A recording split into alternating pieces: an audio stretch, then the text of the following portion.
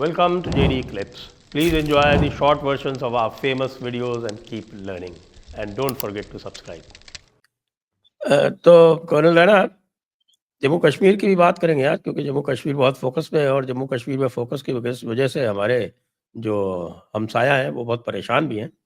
लेकिन उससे पहले हम थोड़ा सा बांग्लादेश की ही कर लेते हैं कि बांग्लादेश में आखिरकार हो क्या रहा है? आपका क्या असेसमेंट है? लोग अलग अलग तरह की बात कर रहे हैं, आपका क्या असेसमेंट है कि क्या यूनुस जो है वो बिल्कुल जा रहा है? अभी आज मैं देख रहा था कि वहाँ आर्मी में भी 3 फैक्शंस हो गए हैं।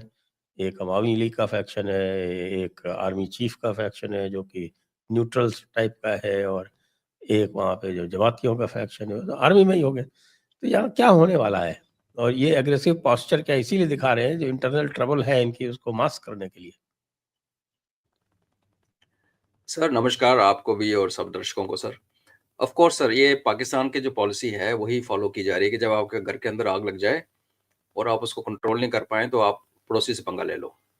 और नोइंग वेल कि पहले तो खैर यही था कि पड़ोसी को कुछ भी कर लो, एक थप्पड़ मारो दूसरा आगे करता था। तो अभी खैर वो तो उनको पता कि ये वो पड़ोसी नहीं है। बट बिल्कुल सर, जैसे आपने देखा लार्जर स्केल में सो कॉल्ड डीप स्टेट जो डेमोक्रेट्स 20 जनवरी आते आते जहां जहां हो सके उन्होंने आग लगाने की कोशिश की दुनिया भर में। तो एक वो भी तरीका देखने का कि क्योंकि डीप स्टेट का प्लांट है, सीआईए का प्लांट है यूनुस, तो ये उकसा रहा है। एक्चुअली उसका बेसिक रोल क्या था यहाँ पे सर?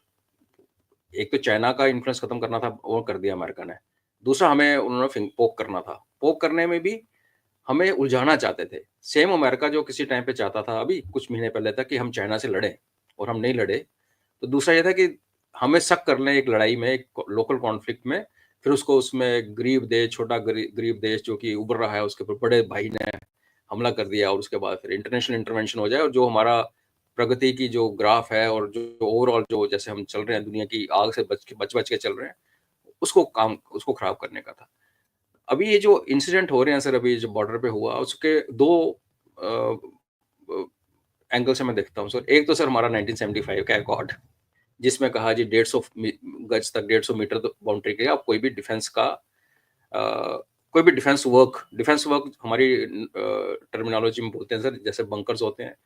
अगर जैसे पंजाब में डिच खोदा हुआ है, एक आर्टिफिशियल आप डिच खोदते हो, नहर सी बनाते हो और उसके ऊपर बंद ऊंचा करके अपनी तरफ बंकर बना लेते हो, उसको डिफेंस वर्क बोलते हैं।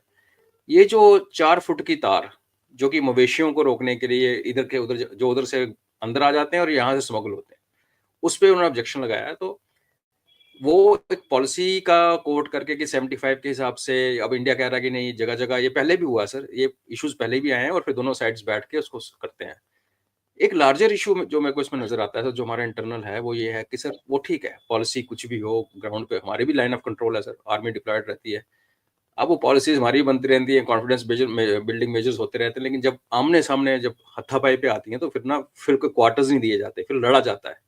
तो ये आप एक बड़ा अजीब सा वीडियो लोगों ने वो डिस्टर्ब किया कि आपको धक्का मारा जा रहा है और आप, ठीक है चाइना के साथ भी हमारी पॉलिसी थी, बंदूक नीचे कर लेंगे। यहाँ पे सर क्या है कि मुझे लगता है कि ये जो ना बीएसएफ एक बहुत अच्छी फोर्स है, मैंने बड़ा क्लोजली उनके साथ काम किया हुआ है। सीआरपीएफ हमारी बहुत तगड़ी फौज है। इनको ना आई थिंक आईपीएस आईपीएस से छोड़ देना चाहिए सर। इनको अपने कार्टर को ग्रो करने दीजिए, क्योंकि ग्राउंड पे सर ये जैसे कॉलेज में नहीं होता था सर कि जब थप्पड़ पड़ने के आप थप्पड़ मार दो पहले, फिर देखी जाएगी बाद में पॉलिसीज।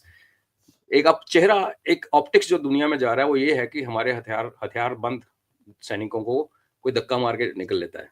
तो वो जो एक अग्रेसिवनेस या एक on the spot, I think उनको बैकिंग का जो एक होता है कि क्योंकि आईपीएस वाले से कुछ भी, आप भी सिविल सर्विसेज ऑफ कोर्स, मुझे पता है आप बड़े दिल वाले, आप बुरा नहीं मानोगे।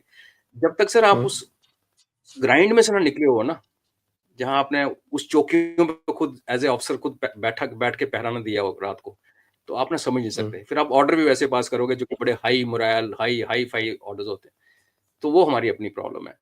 बट यस, बांग्लादेश चाहता है, बांग्लादेश के थ्रू डीप स्टेट चाहती थी कि हमें वो खींचे। हमने फिर सब्र दिखाया है।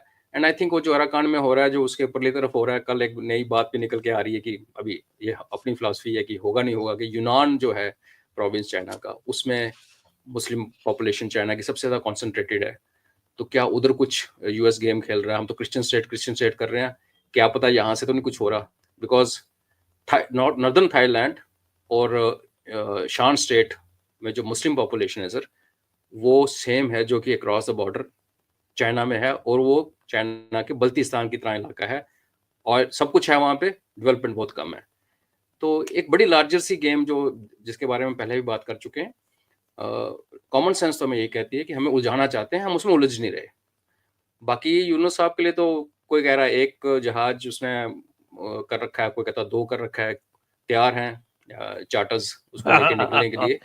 हाँ, तो ये तो काफी लोगों से 1 और खबर 2 आ के रही है बीच में डिस्प्यूट है, 1 है या 2 है? यस, हाँ, मतलब है तो है, सिंगापुर वाला है कि दुबई वाला पता नहीं, लेकिन और वो फ्रांस भागेगा कि कहाँ जाएगा वो देखने की बात है। तो आई थिंक सर वो हिट एंड रन वाला बंदा था, पीछे से इलेक्शन हार गई गवर्नमेंट, नहीं हारती तो फिर हमारे लिए और गंभीर कुछ कार्य होता, लेकिन वो कर नहीं पाया। आई थिंक महादेव हम पे भी कृपा करके रखे हैं। तो ट्रंप का आना आई थिंक उस प्लान को अपसेट कर गया। अब जो ये कर रहा है ये डेस्परेट है सर, हफ्ते की बात है, उसके बाद देखते हैं।